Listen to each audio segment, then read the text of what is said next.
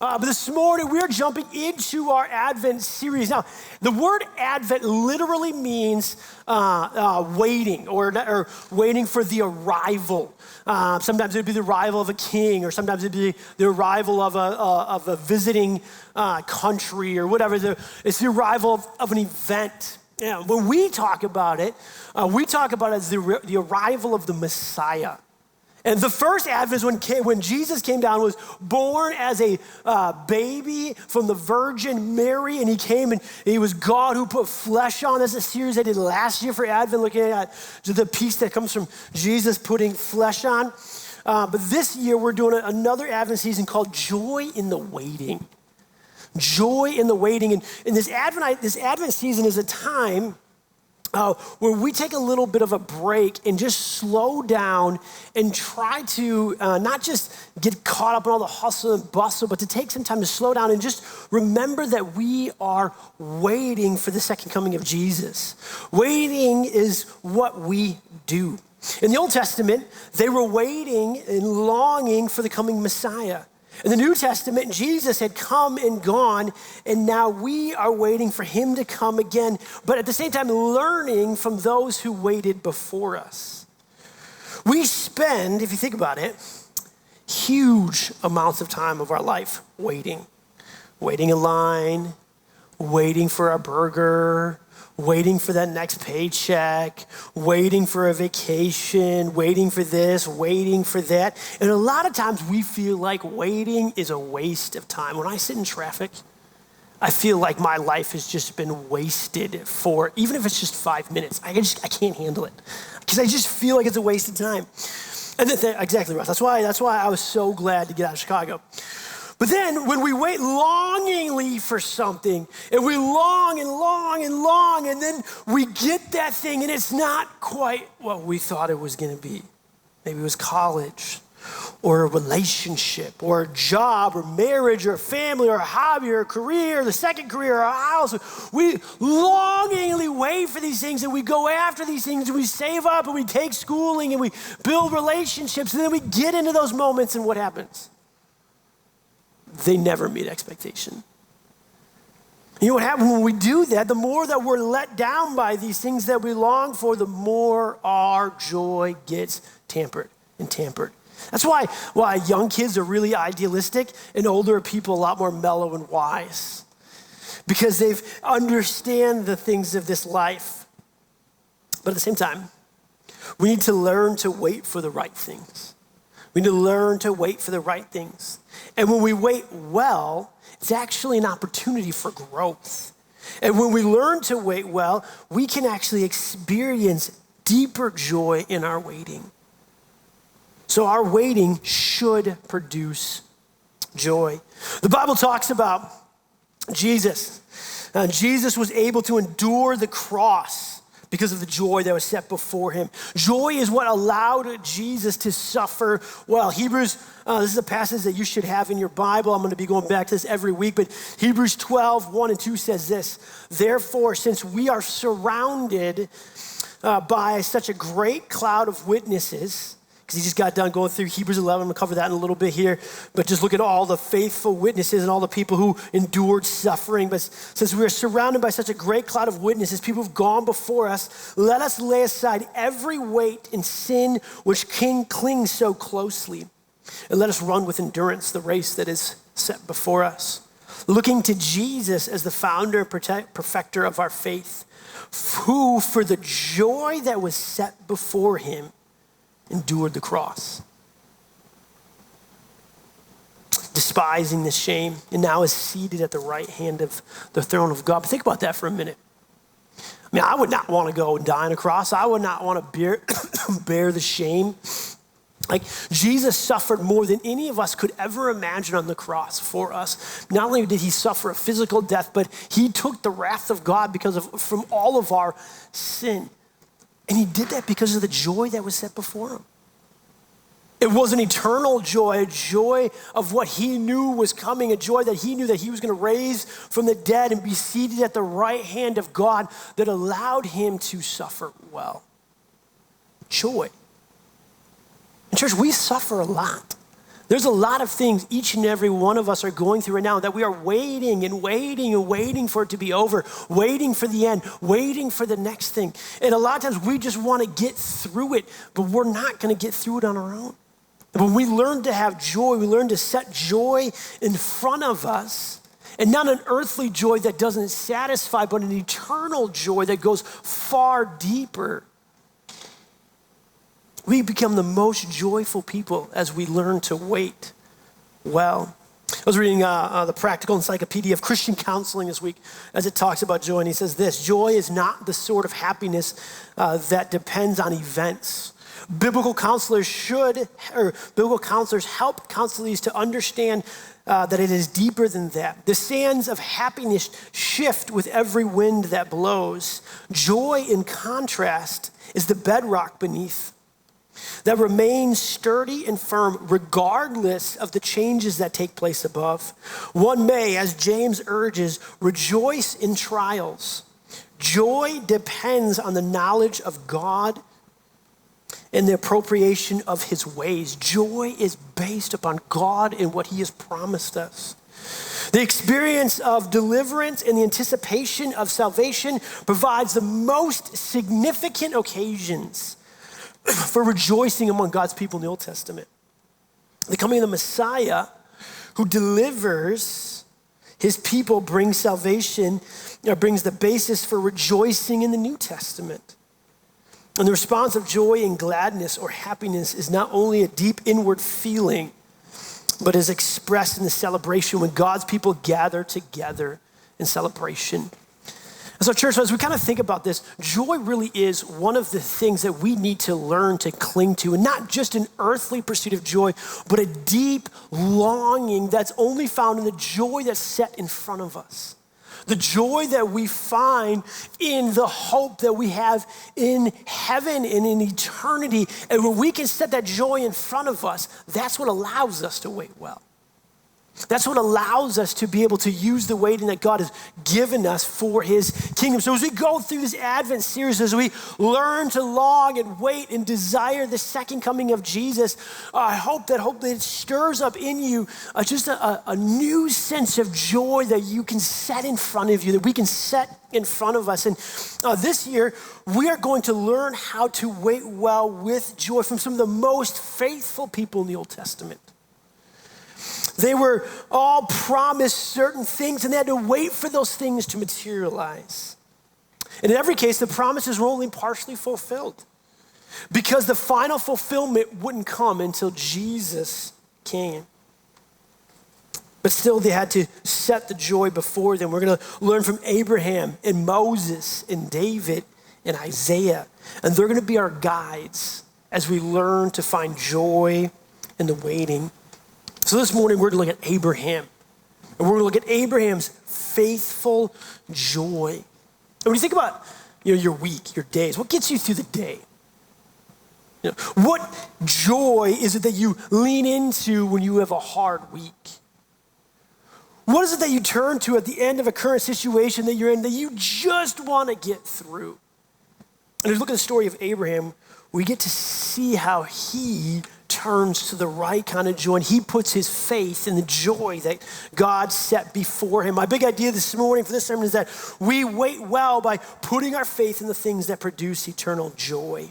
We wait well by putting our faith in the things that produce eternal joy.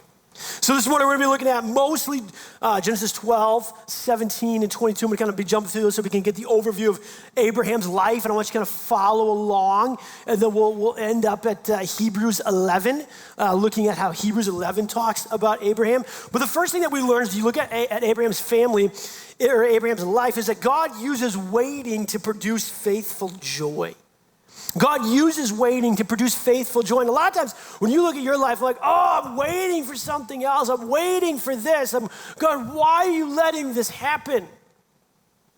But a lot of times God uses that to produce faith and joy in our life. Abraham was one of the greatest examples of faith throughout all of history. And the Bible continually goes back to Abraham as one of these steadfast representations of what faith really is. And waiting is the thing that set him up for this. As you look at the life of Abraham, waiting was a major part of it.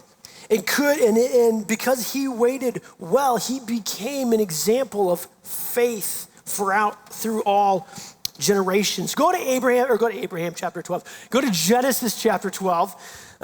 This is the my turkey round 3 talking, like Evan said. Go to Genesis chapter 12, and we're gonna kind of march through and just looking at Abraham's life, because we get to see the whole story, and it kind of gives a little bit bigger picture. But Abraham, he was the first person that God chose to be the father of the nation of God's people. God, when Adam and Eve sinned against God, God promised him that he was going to send a Messiah. And then God separated himself in Genesis 3 from his people because they sinned. And from that moment, God would slowly become more and more known to his creation around him. When we see in like Noah and other places kind of leading up to this. And then we get to Abraham.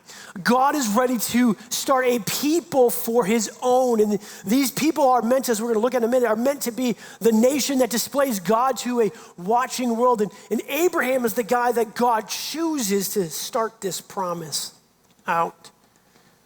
And that's what we're going to pick up in verse 1 of chapter 12. It says this: "Now the Lord said to Abraham, go from your country and your kindred and your father's house to the land that I will show you. And I will make a great nation, and I will bless you and make your name great, so that you will be a blessing. I will bless those who bless you, and him who dishonors I will curse. And in you all the families of the earth shall be blessed."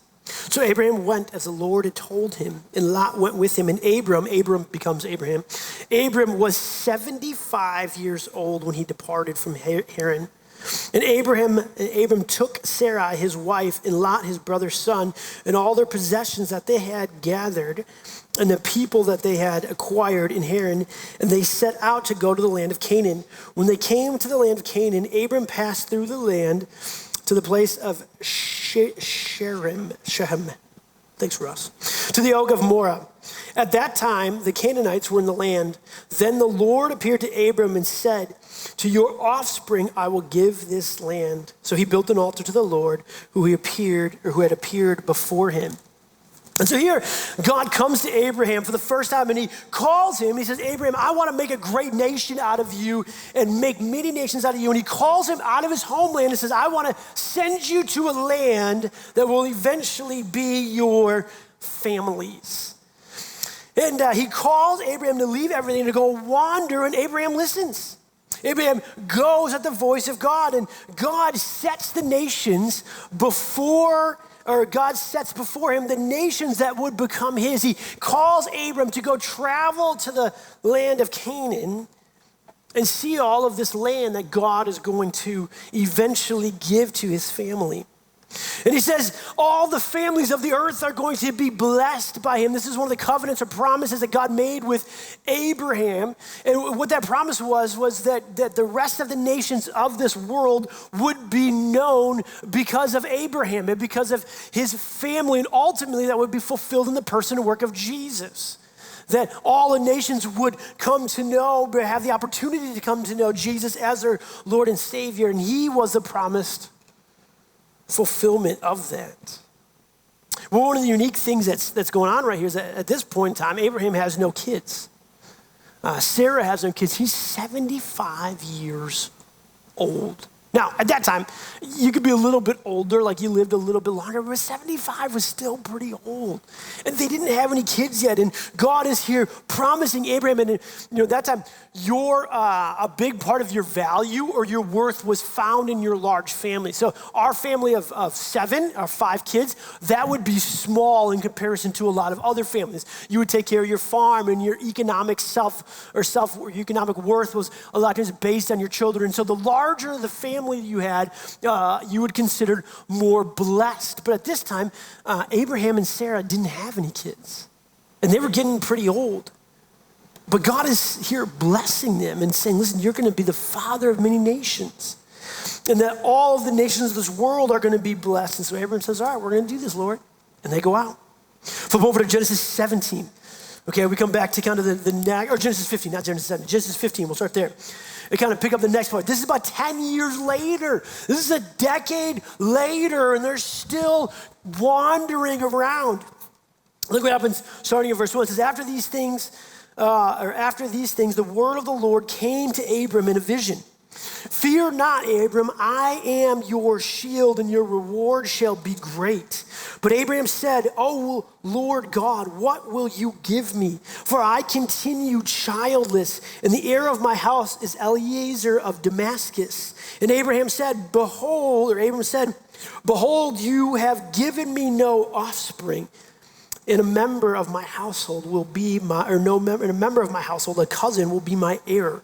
And behold, the word of the Lord came to him. This man shall not be your heir. Your very own son shall be your heir. And he brought him outside and said, look toward the heaven, the numbers of the stars. And if you are able to number them, if you are able to number them, then he said to him, so shall your offspring be.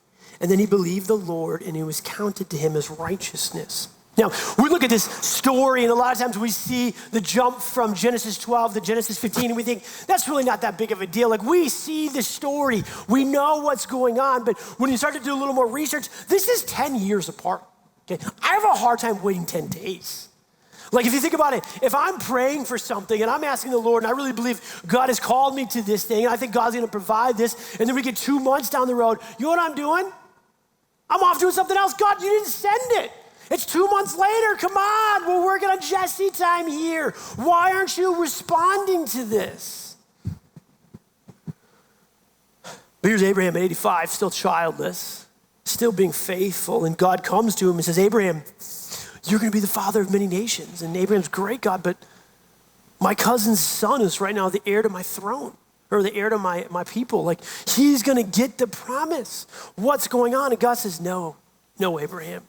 Go outside and count the stars.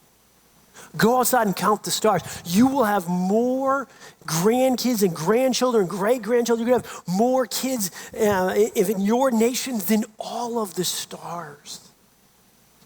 So shall your offspring be. And you know what Abram did? He believed the Lord. He believed. And it was that belief in that promise that was counted to him as righteousness. Look at verse 7. He says this, and then he, God, said to him, I am the Lord who brought you out from Ur and from the Chaldeans to give you this land and to possess it. But he said, oh Lord, how am I know that I am to possess it? And he said, bring me a heifer 3 years old, and a female goat 3 years old, and a ram 3 years old, and a turtle dove, and a partridge in a pear tree, and a young pigeon. And he doesn't really say partridge in a pear tree. My Bible says the same thing your Bible does. And he brought him all of these things and cut them in half and laid each half over against each other. But he did not cut the birds in half. And when the birds of prey came down and on the carcasses, Abraham drove them away. As the sun was going down, a deep sleep fell on Abram. And behold, a dreadful and great darkness fell upon him. Then the Lord said to Abraham, know for certain that your offspring will be the sojourners in the land that is not theirs, and they will be servants there. He's talking about Egypt here. And there will be servants there, and they will be afflicted for 400 years. But I will bring judgment on that nation that they will serve, and afterwards they shall come out with great possessions. As for you, you shall go to your fathers in peace, and you shall be buried in a good old age. And they shall come back here in the fourth generation. I mean, God is telling Abraham exactly what he's going to do. And they're going to come back in the fourth generation, for the iniquity of the Amorites is not yet complete. And when the sun had gone down and it was dark, behold, a smoking fire pot and a flaming torch passed between these pieces. And on that day, the Lord made a covenant with Abraham, saying, to your offspring, I will give this land. And from the river of Egypt to the great river, to the river of the Euphrates, the land of the Canaanites and the Kenizzites and the Canaanites and the Hezites and the Perizzites and the Remites and the blah, blah, blah, blah, blah, blah, blah, to the Gashites. And here what's happening, okay, is God is making a promise to Abraham. And, Abraham first says, well, I don't have any offspring. Well, God says, go look at the stars. All right, God, I believe you. But God, how am I going to take this land? Well, let me promise you. And this promise that God is doing before Abraham is a promise that is meant to be there. They take these sacrifices and they would cut them in half and they would make a promise together and they would walk through together. And that was a sign of the covenant. And that was a normal thing that would happen between two parties. And it was one of the most in-depth covenants. But what happened here is when that got to that point, God made Abraham fall asleep and God walked through as a firing pot, showing that Abraham wasn't going to be the one to fulfill this promise, that it was going to be God. And that Abraham couldn't fulfill the promise to be able to faithfully follow God, but God was going to be faithful anyway. And so all of this time, God is telling Abraham, just wait. Be patient. I am faithful. I'm going to bless you with generations of kids. I'm going to bless you with an inheritance of this land that your kids, and I am going to be the one that's going to fulfill that promise. And go to chapter 17. God shows up again in chapter 17 is now when Abraham's 99 years old. We started at 75. We hit 85. Now we're 99. Can you imagine that? 24 years. Verse 17 says this, when Abram was 99 years old, the Lord appeared to Abram and said, I am the Lord Almighty. Walk before me and be blameless, that I may make my covenant between you and may multiply you greatly. Then Abram fell on his face and God said to him, behold, my covenant is with you. And you shall be the father of the multitude, not just the father of the nation now, but now he's saying the father of nations. Nations, Abram, are going to come from you. No longer shall you be named Abram, but you shall be Abraham, for I have made you the father of multitude of nations. I will make you exceedingly fruitful, and I will make your nations, and your kings shall come from you. And I will establish my covenant between me and you and your offspring, and after throughout their generations for an everlasting covenant to be God to you and to your offspring after you.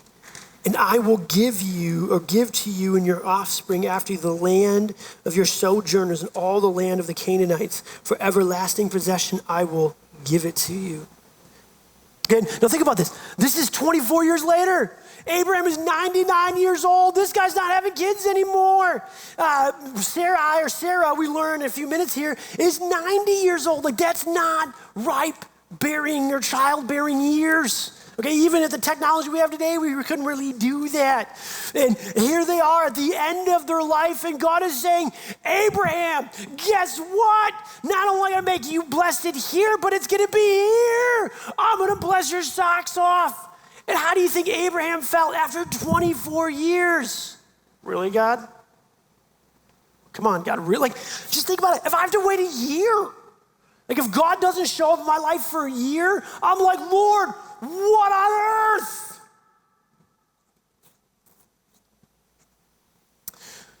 That's why you don't really find me in the Bible. That's why Abraham is the example.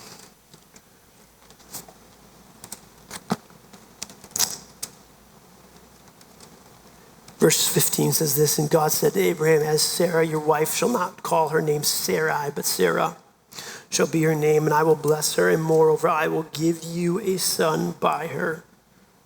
I'm still going to be faithful, Abraham. I'm still going to follow through with what I have promised.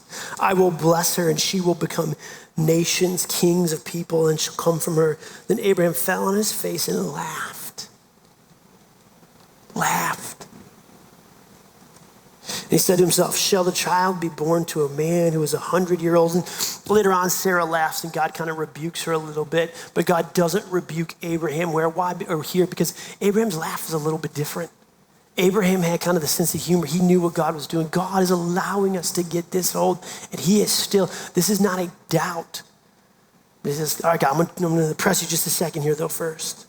It says, then Abraham fell on his face and laughed, and he said to himself, shall a child be born to a man who is 100 years old? Shall Sarah be 99 years old? And Abraham said to God, oh, that Ishmael, the son of his other wife, that Ishmael might live before you. And God says, no, but Sarah, your wife, shall bear you a son, and you shall call his name Isaac. laughter, to laugh. And you see what's happening here is Abraham is starting to get the sense of what God is doing. Abraham's understanding that God is letting this go on because he's the only one that can make this happen. A child could not be born to a couple like this. Abraham is chuckling at this. He's starting to get a little bit of the joy because he's understanding. And even God, when he calls on the name of Isaac, is kind of giving him a hint of what is coming. And jump over lastly to Genesis 22. As we finish up, or Genesis 21, as we finish up this first part of the story, it says, the Lord visited Sarah, and he said, and as he has said, and the Lord did to Sarah as he promised. And Sarah conceived and bore Abraham a son in his old age, at the time of which God had spoken to him. And Abraham called the name of his son, who was born to him, whom Sarah bore to him, Isaac.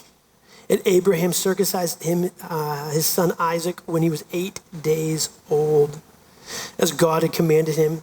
And Abraham was 100 years old when his son Isaac was born. And Sarah said, God has made laughter for me. Everyone who hears will laugh over me. And she said, who would have said to Abraham that Sarah would nurse a child?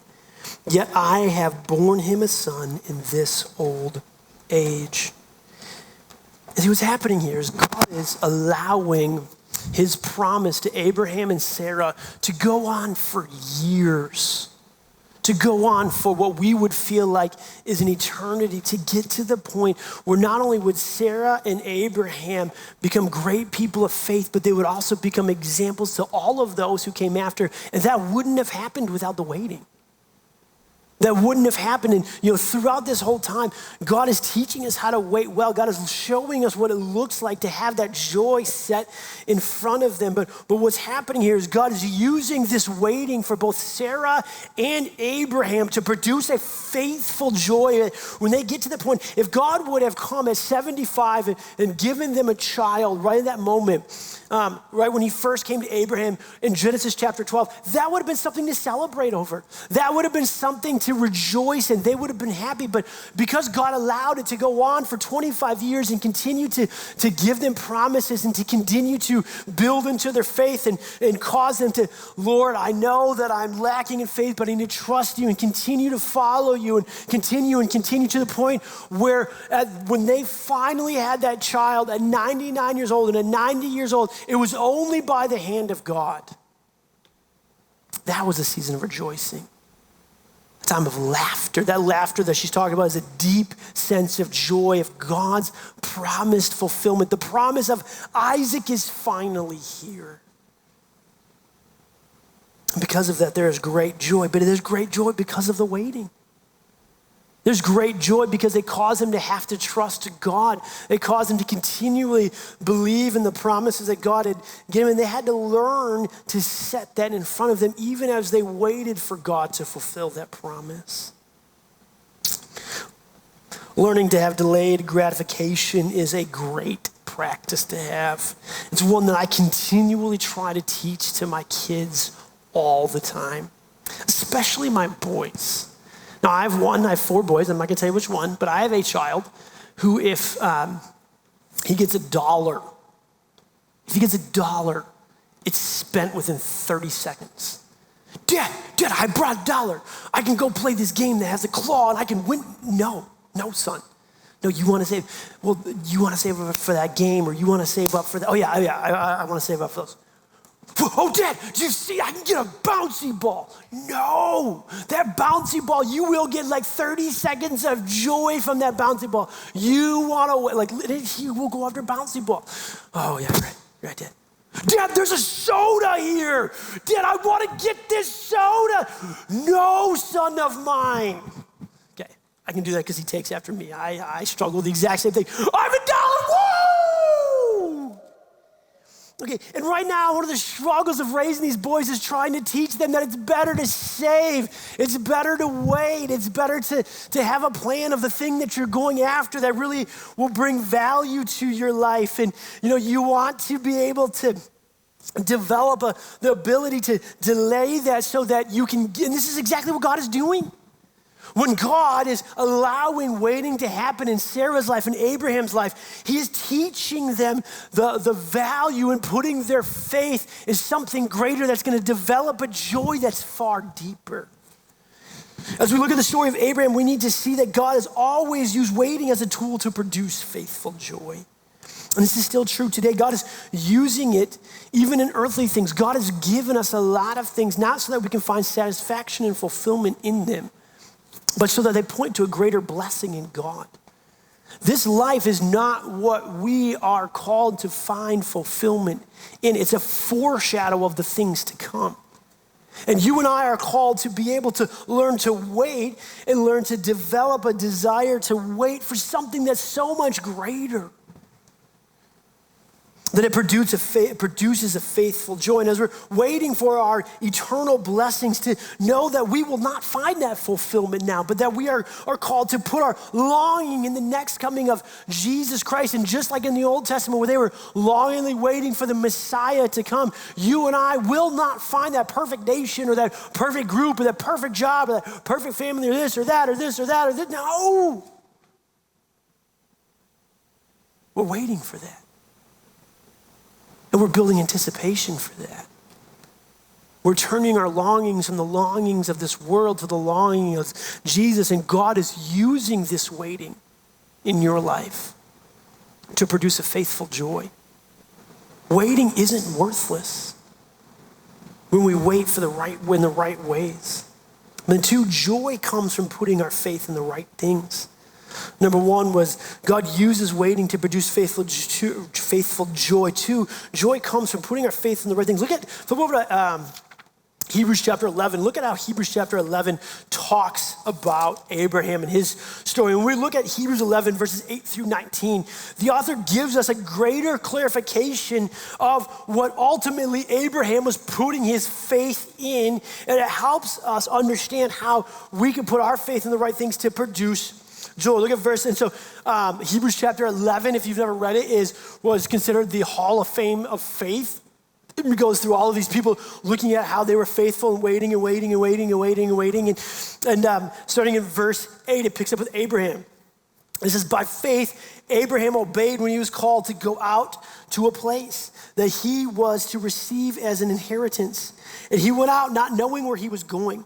By faith, he went to live in a land of the promise as in a foreign land, living in tents with Isaac and Jacob, heirs with him. See, they weren't even born yet, but God was already considering them there. For he was looking forward to a city that has foundations, whose designer and builder is God.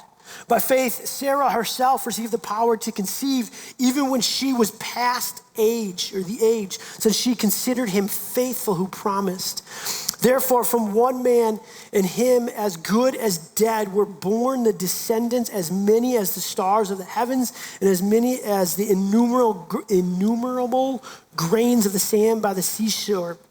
These all died in faith, not having received the things promised, but having seen them and greeted them from afar, and having acknowledged that they were strangers and exiles on the earth. For the people who speak thus make it clear that they are seeking a homeland.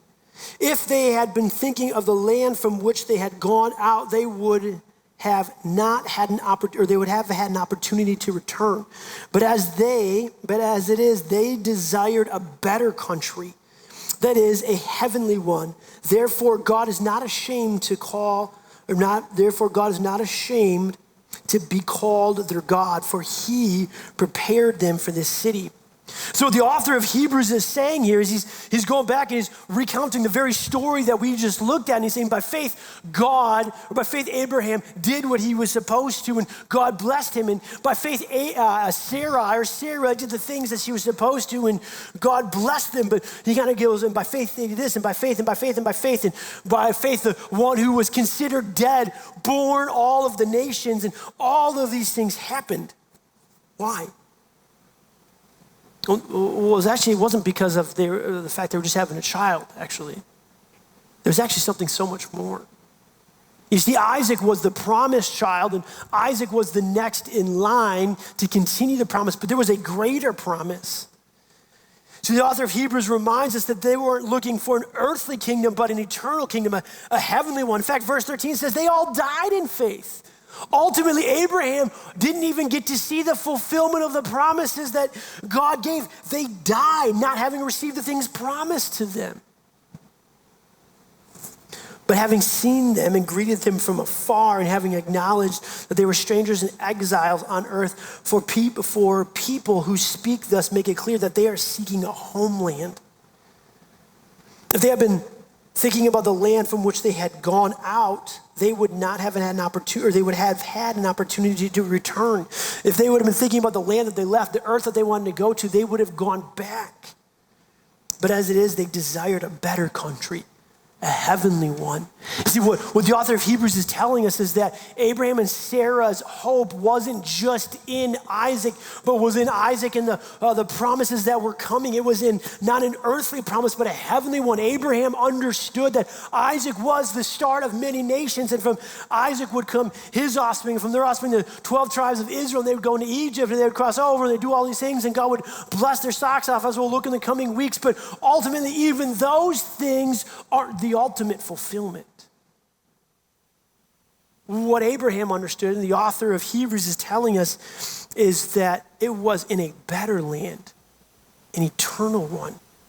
Joy came because they put their faith in the right thing. Their faith wasn't in an eternal or an earthly dwelling or an earthly home, but an eternal one. And all of these things they did by faith, not even fully receiving that. Why? Because what was coming was far better. If you jump to the end of chapter 11, verse 39 to 40 kind of sums this up for us. It says, and he goes through now Moses and David and Moses and the people going on the Red Sea and David and Samson, all of these people. And he gets to the end and says, and all of these, though commended for their faith, did not receive what was promised, since God had perceived something better for us, that apart from us, they should not be made perfect. God hadn't finished his plan of redemption yet. This was just the start, that even then they were still waiting for something more. They were waiting for Jesus. And that was what their hope was in. They were able to die and still be commended of their faith because they were waiting not for an earthly thing, but for an eternal thing. And you see, you and I, we're on the other side of Jesus. This should be even clearer to us because we understand that Jesus came and was born a baby from the Virgin Mary and lived the perfect life and then died the perfect death on our behalf. He took our place on the cross. He paid for my sins so that I can have a relationship with God. And because of that, I know not only do I have my sins washed away, but I have God's kingdom coming when I die or Christ comes back again. When he returns, all of the longing that my soul has is going to be fulfilled in heaven. Everything that I'm waiting for, everything that I desire, the very joy that I so want filled that God put in me is going to be placed in front of me forevermore. Can you imagine that? Having your joy fully produced and fulfilled throughout all eternity. It's never going to go away. And you see, that's the joy that was set before them. That was what allowed them to die in their faith because they had that joy in front of them. Their joy came from putting their faith in the right things. Our faith isn't in an earthly kingdom or the right job or a perfect family or your health or someone to fix the government or a vaccination or a vacation or a hobby or this or that. Our faith can only be found in Jesus. A lot of people are angry at the Packers right now. I struggle with that myself. Why? Because we've put a lot of faith in them, okay? We believe that they are supposed to be a Super Bowl team every year. And because of that, when a season like this happens, you know what happens? We feel gypped. We're upset. were angry because they were supposed to produce a joy in us in February that would last until the Bucks win their championship, okay? Because this is something that we want, something that we expect. And when we do that, we put our hope in that, and our dreams in that, and then that thing can't deliver, people lose their minds. It really does happen. And this is a stupid sports game. Like, church, we put our hope and dreams and desires in so many things that cannot deliver. Our faith in worldly things will ultimately not produce joy. And when we do, year after year, day in and day out, week in and week out, month in and month out, our joy just keeps getting tampered down. We got to learn and understand that joy comes from putting our faith in the right thing. And our faith is in the person and work of Jesus. Our faith is in the fact that we have heaven coming, that our fulfillment will ultimately be found in Jesus. Abraham knew that Isaac was only the beginning of the promise God put before him. And we need to understand that earthly blessings are not the fulfillment, that there is something better coming. And this is how we find joy even in the hardest, most hardships of our life. When our faith is centered on something that goes far deeper, that is what produces an eternal joy in our soul. When we rest on the fact that heaven's coming because of the work of Jesus. And lastly, I'll finish up here real quick. Faith is what keeps our joy set before us. Faith is what keeps our joy set before us. Life is hard. Satan wants us to keep us from godly joy. And he wants to keep godly joy from sight. But when our faith grows, just like with Abraham, it keeps godly joy front and center of our life. When the Bible talks about Abraham, it's his faith that's commended. If you look throughout places like Romans and Galatians, when it talks about Abraham, it was his faith that set him apart. Okay, and his faith is in God's plan of redemption, his faith that God was going to act, and his faith would then cause Abraham to follow through on what God asked him to do. But it was also his faith that kept God's joy of his promises in front of him. Abraham had 25 years just to wait for Isaac, and that is a long time. But it was Abraham continually going back and listening and putting his faith in the promises that God had and not believing in all that. Because just think about it, okay? If you're 85 and you're telling people, listen, I'm gonna have some grandkids, and they're like, you don't even have a child. And we start to trust this and trust that. And we did see at times, Abraham went and got a second wife and had Ishmael, okay? That was a mistake. That wasn't what God's plan was. But God still remained faithful to Abraham. And ultimately, God showed his faithfulness through him. And Abraham was able to do that because faith kept God's joy set in front of him. There's a lot of moments where I need to be reminded of things that are worth it. Literally when I go running, the moment I step out on my driveway, I have to be reminded while I'm out there, this will be worth it. This will be worth it.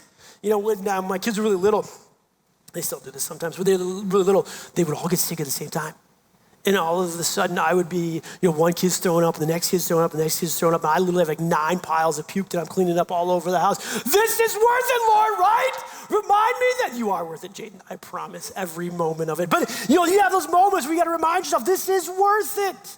When I'm doing a project around my house, the last 15% of that job is the worst. I hate finishing projects. Okay, right? You get me? It's like, this is gonna be worth it. When I finish this trim work and get all the nails covered, it's gonna look good and it's gonna be worth it. Okay, there's a lot of times in life that we need to be reminded that what we're doing is worth it. We gotta put that in front of us in church. That's exactly what Hebrews reminds us with Abraham. And what Abraham reminds us is that we need to put our faith in the promises that God has given, and that is what keeps the joy set in front of us. This is worth it. This is worth it. Doubt is one of the first things that Satan uses because it keeps us from being faithful.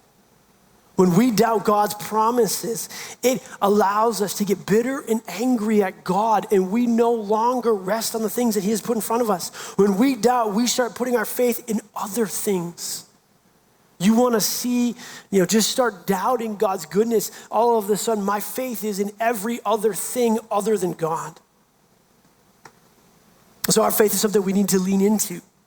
Even when we desire sin, even when we desire to go after worldly things, Lord, no, these things ultimately lead to brokenness. They will not produce eternal joy. I'm going to trust you. I'm going to trust your word. It is the thing that keeps joy's promises front and center. When life gets hard, it's easy for me to set my eyes on things that are right in front of me, the things that are hard, but it's my faith that raises my eyes to the faithfulness of God and the goodness of God and that eternal joy that God is bringing. So church, when we wait well by putting our faith in the things that produce joy, it sets us apart. When we wait well and we have an eternal joy, the shakiness of this world doesn't cause us to fall apart like everyone else. Because our joy and our satisfaction isn't found in worldly things. In this Christmas, there's gonna be a lot of things that cause us to go up and down in times of weariness and tiredness and health and things that we're waiting for that aren't gonna meet those desires. And there's gonna be disappointments. And one of the things that if we want to remain steady is that we need to understand that we need to have faith in the promises of God. And that is where my joy is found.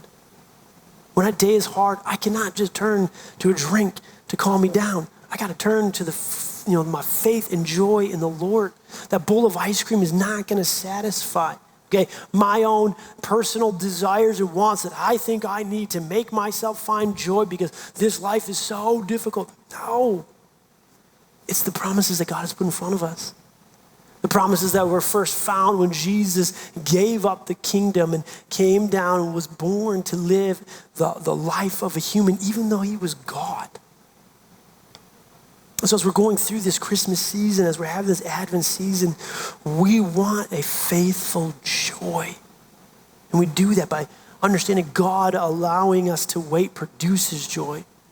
We do that by putting our faith in the things that produce eternal joy. And we got to remember that faith is what keeps our joy set in front of us. So this week, as you're struggling, Lord, is this worth it? Pray that God would put that joy back in front of your eyes. Take time to think about the kingdom. When you're getting frustrated because you have to work more, because of things aren't working out as you wanted them to, you had this big plan and it got shipwrecked. Man, even as many times as we get shipwrecked in this life, Jesus has the next life coming. That it doesn't matter what's going on now because we have heaven, and that is something, and so we can live on a foundation that's so much more solid. This week, as you are going through a hardship and you just want your soul restored, you want to find something more, don't turn to the worldly things. Take time to pray. Remind yourself, read through Hebrews chapter 11, read through Hebrews chapter 12, read through some of the passages we've been talking about. Set your joy on the coming kingdom. Take time, and when you start to long for something in this life, just take a moment and say, no, Lord, I want to long for heaven. I want to long for the kingdom. And just let your soul rest in that. Let the joy come from that. And then go and rejoice. Go singing through the house, even when times are hard. Put a smile on your face, not because this world is changing, but because you have a joy that comes from heaven. Matt and Julie are going to come back up, and we're going to sing a couple more hymns, and we're going to take communion. And at Vertical, we take communion. It's for believers. If you're a follower of Jesus, this is for you. And if you're not, I ask that you refrain, but this is a moment where we remember the death and resurrection of Jesus, and a time where we just take a little bit as a body to remember what Christ paid, that his body was broken for us. And we understand that Christ died in our place. And just take time even to reflect areas that we need to repent. Lord, forgive me for the ways where I have set worldly joys in front of my own face. Lord, forgive me for these ways. And we just take time to remember that, and his body broken. And then we take time as we drink the cup, and the cup of the blood of the new covenant. It's a reminder that we are covered by the grace of Jesus, and that it is no longer my works, but it's the work of Jesus, and that it doesn't matter what happens in this life. Heaven is coming after because I am covered by the grace. And when you take the blood of the covenant, we take the cup and drink it, it's a time of remembering and celebrating what Christ has done. And so as you take that cup in your own time, just be ready to celebrate. And when you come back and we're singing these last couple of hymns, just rejoice. Find joy in the songs that we're singing. Think about the words that we're singing over and over and over and over again. And just let our heart rejoice because Christ came and he's coming again. God, we come before you this morning, and God, we just thank you for this moment, and we thank you for this time where we can remember the death and resurrection of Jesus. God, we thank you for the time to remember the birth. God, we thank you even for the birth of Jesus, and God, we thank you for even the time to look all the way back in Genesis and just see how you've been faithful throughout all of history. God, that you have ordained and put all of this together. God, that you have promised all of these things, and God, that we can find a joy in you that goes so much deeper. And God, because of that, allow us to not waste the moments of waiting that you put in front of us. Let us understand that you are producing something in us that goes far deeper, Lord. Let us not waste these moments, but let us learn to wait well. God, we wait well by putting our faith in things that bring eternal joy. God, just being reminded of all of those who went before us and God gave their life and still remained faithful, Lord, because they were longing for a heavenly kingdom. God, I pray that you would teach us to long for that and long for where you're going to come back and bring that. God, I pray you would help our faith be the thing that keeps your joy front and center, Lord, as we desire so many things of this world, as we desire to go after, to produce false hopes. Lord, I pray that the joy that you have set before us, Lord, that our faith would cling to that. And God, I pray for people who are discouraged. God, I pray for people who are just in a tough season, Lord, who just feel like they can't find joy. Lord, I pray the joy of the Lord would be in front of them. God, I pray their soul would be able to rest in the fact that heaven's coming.